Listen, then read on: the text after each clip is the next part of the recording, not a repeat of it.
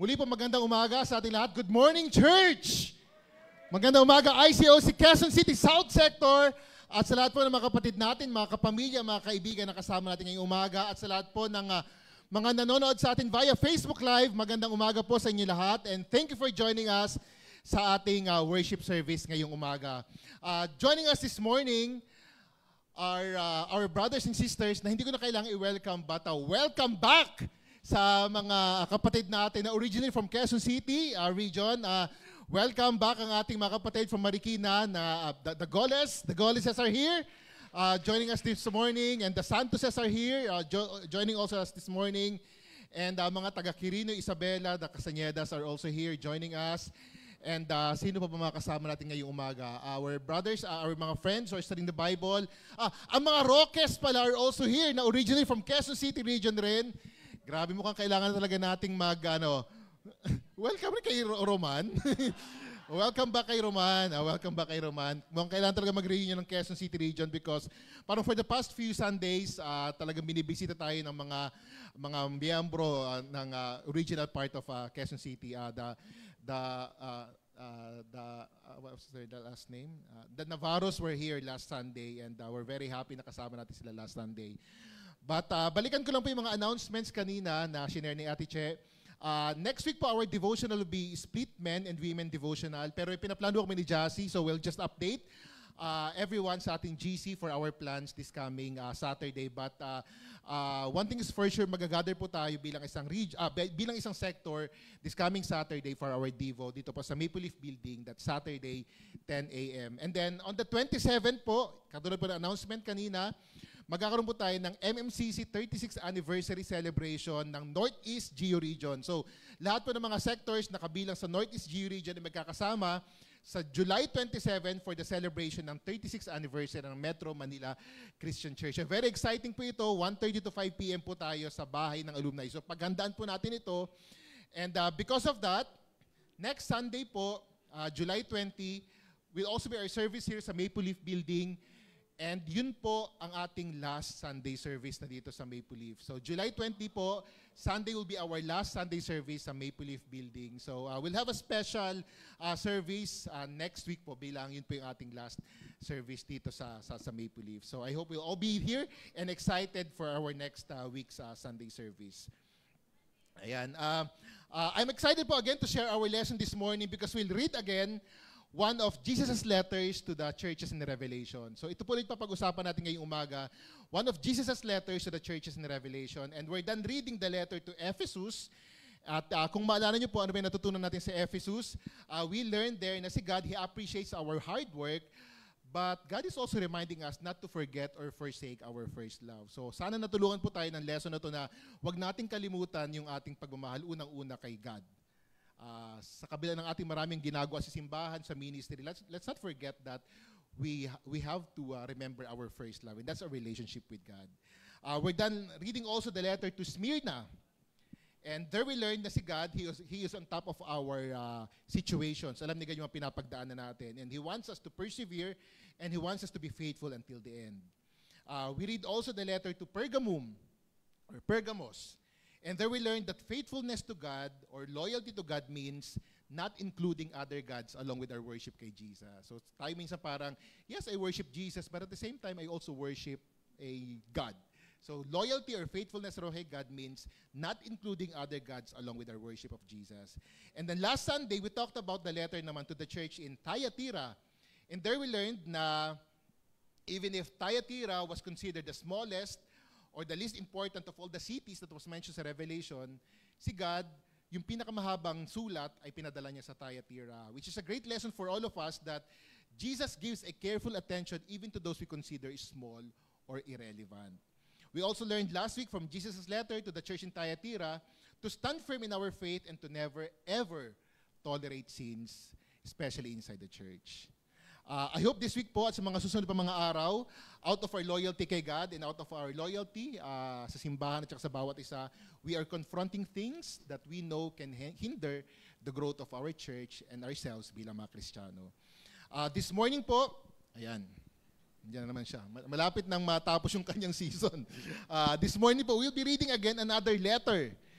And this is the 5th letter out of the 7 letters that Jesus sent sa churches in Revelation. And the letter that we'll be reading this morning is the one addressed to the church in Sardis. Sardis. And the title po of our lesson this morning is simply Inside and Out. So ito po yung pamagat ng ating mensahe ngayong umaga, Inside and Out. And bago po tayo magpatuloy, let's go to God in a word of prayer. Panginoon, maraming salamat po sa umagang ito.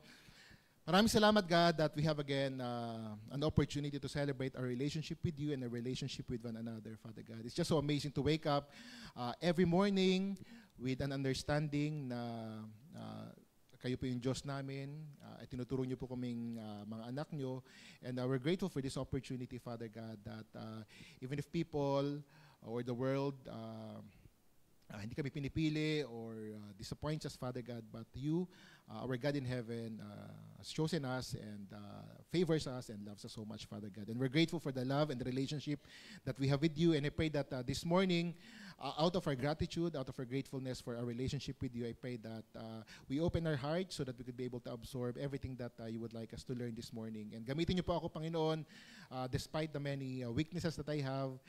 Gamitin niyo po ako, Panginoon, para ma-deliver ang inyong mensahe sa inyong mga mahal na anak sa inyong simbahan, Father God. Maraming salamat po. I pray all these things in Jesus' name. Amen. Again, mga kapatid, the title of our lesson this morning is Inside and Out. And let's open our Bibles and let's read Revelation 3, verse 1 to 3. Revelation 3, verse 1 to 3. Sabi sa verse 1, "To the angel of the church in Sardis write, these are the words of him who holds the 7 spirits of God and the 7 stars. I know your deeds. You have a reputation of being alive, but you are dead. Wake up, strengthen what remains and is about to die, for I have found your deeds unfinished in the sight of my God. Remember therefore what you have received and heard. Hold it fast and repent. But if you do not wake up, I will come like a thief, and you will not know at what time I will come to you." Did you observe anything from this letter that we have just read? May na-observe ba kayo sa letter na binasa natin? 4 letters na po yung nabasa natin so far: Ephesus, Smyrna, Pergamum, and Thyatira. And with every letters that we have just read, Jesus has something to commend. Jesus has something to commend.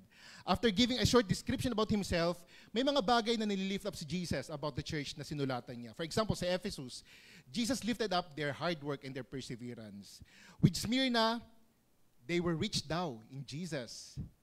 With Pergamum, they remained true daw to Jesus' name. And with Thyatira, love, faith, service, perseverance daw yung kanilang strong points, and they're still growing on those characters. Pero itong sulat ni Jesus sa Sardis, it was different. Jesus went straight to rebuke.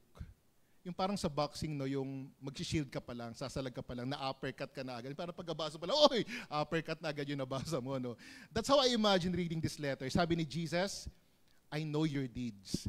You have a reputation of being alive, but you are dead. Sa Tagalog translation, ang alam ng marami, ang kita ng marami, ikaw ay buhay na buhay. You look alive and kicking.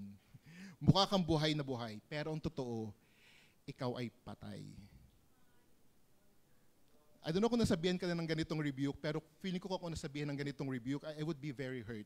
I mean, yung pinaka-inaalaga-alagaan kong reputasyon, I'm okay, I'm strong, kwenchana, I'm okay, I'm strong.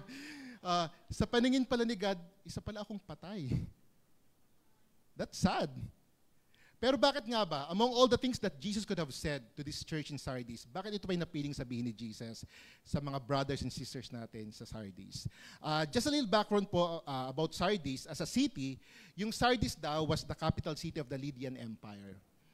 The city was about 30 miles south of Thyatira and maybe 50 miles east of Smyrna.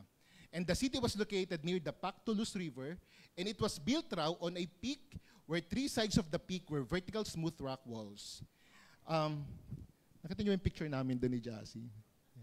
Tumatakbo kami kasi kada visit namin sa church, may time limit lang. Kami di Jassy, todo picture pa kami doon, pero malapit na palang mag-time. Kasi pag na-late kami doon sa papunta sa bus para paalis na, may bayad na $1 per minute. So, naka-warning na kami. So, tumatakbo na kami dyan sa may parang structure diyan sa ano sa Sardis. So yung Sardis daw, it was built on a peak where three sides of the peak were vertical smooth rock walls. So I made an artwork. Yes. I made an artwork so that we can imagine how or where the city of Sardis were built. Di ba? Ganda ng aking pagkaka-artwork diyan, no. So it was built. Nakita niyo si Rafiki tsaka si Simba para may may crossover ni Rafiki tsaka ni Simba. Artwork yan. Nandito pala si Kuya Jun Goles. Sabi ni Kuya Jun, ano bro yan? Ano bro? So ito yung aking artwork about how the city of Sardis was built. So it was built on a peak, tapos three sides raw were vertical smooth rock walls. So just imagine na, sabi doon, I'm one of the three vertical smooth rock walls. So just imagine na smooth rock walls daw siya. And because Sardis raw were built on a peak where three sides were vertical, smooth rock walls, the people of the city felt secure and safe raw sa kanilang location. So feeling nila, I'm so safe. I'm so secured sa location namin. Feeling nila, the three sides of the city na very smooth, very mataas, this will be our natural defense. Hindi kami basta-basta masusugod kasi nasa peak kami, tapos makinis pa yung smooth na pinagtatayuan. Makinis pa. Makinis pa yung smooth. Hindi kasi medyo na-insecure ako sa walls nila. Sana all makinis, no? Makinis na yung kanilang, yung walls, paakyat. So walang basta-basta makakasugod doon, no? They feel like they were impenetrable from any attack kasi nga vertical and smooth yung kanilang wall. So mahirap raw akyatin. At dahil doon, they left those sides unguarded. Kasi feeling nila safe na kami. So they left those sides unguarded. Hindi na nila gwinardyahan yung mga sides na yun because they're feeling overconfident. No one, nothing can hurt them. Walang pwedeng makasugod sa kanila. Too bad for them kasi sinamantala yung mga kaaway nila. Dahil walang gwardiya sa mga sides na yun and feeling lack sila sa kanilang defenses, inakit yun. Doon umakyat yung mga kaaway nila isang gabi. And their city was captured not just once, but twice. The city, with a reputation of being impenetrable, na hindi basta-basta raw mapapasok at masusugod ng kaaway, was captured not just once, but twice.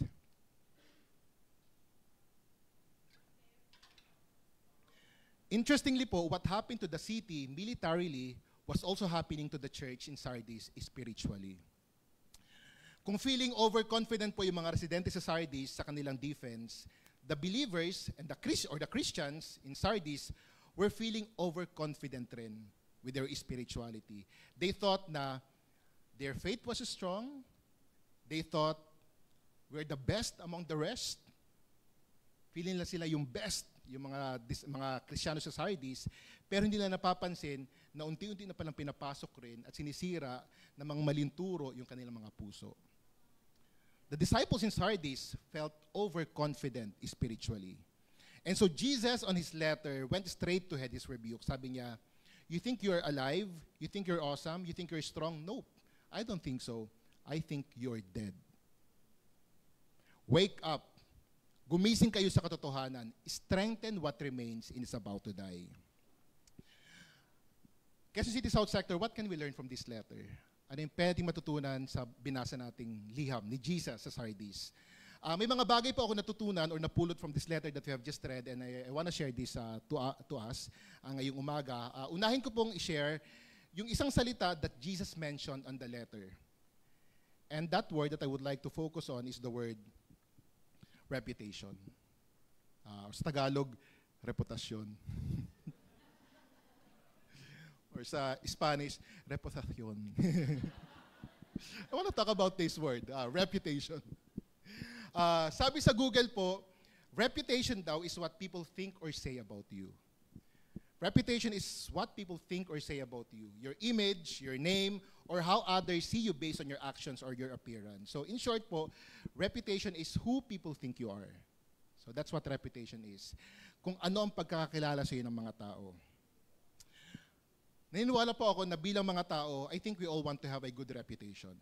Lahat tayo gusto natin ng magandang reputasyon. Gusto natin na mabuti, maganda yung pagkakakilala sa atin ng mga tao sa paligid natin. Because we need that. Kailangan natin ng magandang reputasyon so that we could have a good work. Magandang trabaho. Kailangan natin magandang reputasyon para makapag-loan tayo, di ba? Kailangan magandang reputasyon. Kailangan ng mga brothers yan. para magustuhan rin sila ng kanilang mga iniibig na sister. Kailangan ng magandang reputasyon. We all want to have a good reputation. Even the sisters, they want to have a good reputation para gustuhin rin sila, di ba? We all want to have a good reputation. At bilang mga Kristiyano, tulad ng mga brothers and sisters natin sa Sardis, we also want to have a reputation of being alive. We also want to have a reputation na we are strong, na we are resilient. We want people to admire our strength.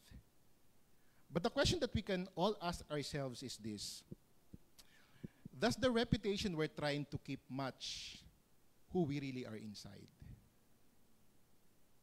Tumutugma ba yung reputasyon na pinapangalagaan natin sa kung sino tayo talaga sa kaloob-looban? Is the image we're showing others still true where we really are with God? Kung paano ba natin pinapakilala yung sarili natin sa mga tao, tugma pa rin ba yun sa tunay na kalagayan natin sa harap ng Diyos? Does the reputation we hold reflect the reality of our relationship with God? Share ko lang po bilang isang brother, and given the leadership position sa church and the privilege to speak and stand up in front, it's so tempting to project an image of strength. It's tempting to project an image of strength, to have that reputation, awesome naman ni Chris bro. To project an image of resilience and an image of a great disciple. It's really tempting to do that. Na parang, grabe sana all ang awesome, ganyan. It's really tempting to project that kind of image. Kahit na in reality, alam ko naman kung gaano ako makasalanan. Kahit na alam ko naman na ang daming mga bagay sa buhay ko na napapabayaan ko. For example, my relationship with God, yung marriage namin ni Jassy, my work ethics, our finances, etc., etc. Sa kabila ng mga bagay na to, it's just so tempting to be like the disciples in Sardis, the disciples with a reputation of being alive. But I realize po, hindi pala magandang hobby na ibase yung reputasyon sa kung paano ko gusto makilala o kung makita ko ng mga tao. Because the truth is, God would really expose the truth. Ina-expose naman talaga ni God yung katotohanan. I can impress people. I can make people believe that my life is so happy. Masaya, masagana yung buhay ko. I can make people believe that that brother really is great. I can do that. Pero nakakatakot pong maging hobby yun. Kasi in the end, God knows everything and He will bring everything to light. Just like what He did sa church in Sardis. Sabi ni Jesus, you have a reputation of being alive. You're trying to keep that reputation of being alive. But no, you're dead. Kaya niyong lokohin yung mga tao, pero ako hindi niyo ako maloloko. The truth is, you're dying within.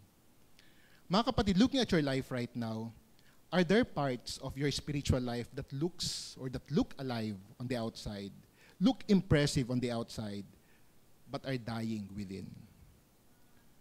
Are there any parts of your spiritual life that look alive on the outside, look impressive on the outside, but are actually dying within? Are there any parts of your spiritual life that need to wake up and be strengthened again? Looking at your prayer life, for example, yan. Let's assess our prayer life, for example. Have we been praying more now? Have we been going to God more now compared before? Or have we stopped praying deeply now? Are we more connected now through praying, or have we lost our connection and intimacy with God through prayers? Maybe this is one area of your life that is already dying and that you need to wake up again and strengthen. How about your Bible reading? Have you been reading the Bible now more? Have you been reflecting the Bible more now? Or have you been neglecting your Bible reading?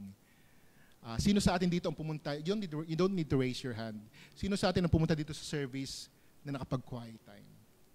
Maybe your Bible reading is another area of your Christian life that you need to wake up again and to strengthen. How about your purity? Especially the brothers. Are you doing your best to remain pure? Or have you been tolerating sins lately? Maybe this is another area of your Christian life that needs waking up and strengthening. Or probably your evangelism. Have you been more eager now to reach out to more people? Or have you become busier now and cold and unconcerned? So you don't want to evangelize or share your faith anymore. Maybe this is one area of your Christian life that needs waking up. Or how about your personal life? Have you been more open about your life? Have you been confessing the things that you're experiencing and the things that you're going through right now? Or have you stopped asking more people to be accountable to your life? Maybe this is another part of your Christian life that needs waking up and strengthening. Quezon City South Sector, what part of your spiritual life that might look alive on the outside but are actually dying and need strengthening? If you feel like, yeah, bro, probably I'm on that position right now. Mukhang akong alive on the outside, but there's really a lot of things that's actually dying on the inside. If you can relate, this is what God says. Sabi niya, wake up. Gising daw. Just because everything is doing well, just because wala ka masyadong struggle ngayon doesn't mean the enemy is resting. Hindi dahil maganda, smooth sailing yung buhay natin right now. Hindi dahil wala tayong masyadong struggle right now, doesn't mean the enemy is resting. Galaw-galaw daw tayo. Don't leave yourself defenseless tulad ng ginawa ng mga taga-Sardis. Prepare yourself always for battle. Sabi nga sa 1 Peter 5-8, be alert and sober-minded. Your enemy, the devil, prowls around like a roaring lion looking for someone to devour. If we leave ourselves defenseless, yung lion daw, or the devil prowls around like a roaring lion looking for someone to devour. The Bible's encouragement for all of us is to be spiritually vigilant and on guard against the attacks of the enemy. And aside from waking up, ano pa yung sabi ni God? Sabi niya, strengthen what remains. God knows na meron pa rin natitira sa atin. Meron pa rin. Hindi pa tayo 0%. May natitira pa sa atin. God knows that there's still something in us that we can still use to strengthen para makabangon ulit. Ano yun, kapatid? Ano yung mga pwede mo pang palakasin sa buhay mo para makabangon kang muli? The Bible says, strengthen what remains and is about to die.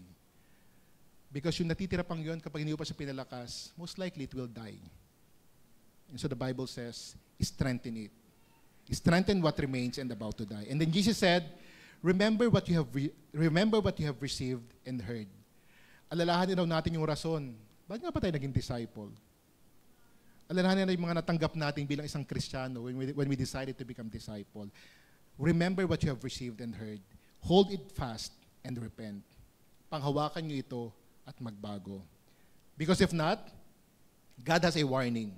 Sabi niya, but if you do not wake up, I will come like a thief, and you will not know at what time I will come to you. Kung patulog-tulog daw tayo, if you will not wake up, sabi ni Jesus, I will come like a thief, and you will not know at what time I will come to you. Jesus here is giving the church in Sardis, and even all of us who are sleeping spiritually. Sabi niya, if we don't wake up spiritually and repent, He will come suddenly and unexpectedly. Tulad rin isang magnanakaw na umaatake kapag gabi. Bringing judgment or consequences we will not be ready for. And so, Quezon City South Sector, I think the question that we can all ask ourselves right now is this.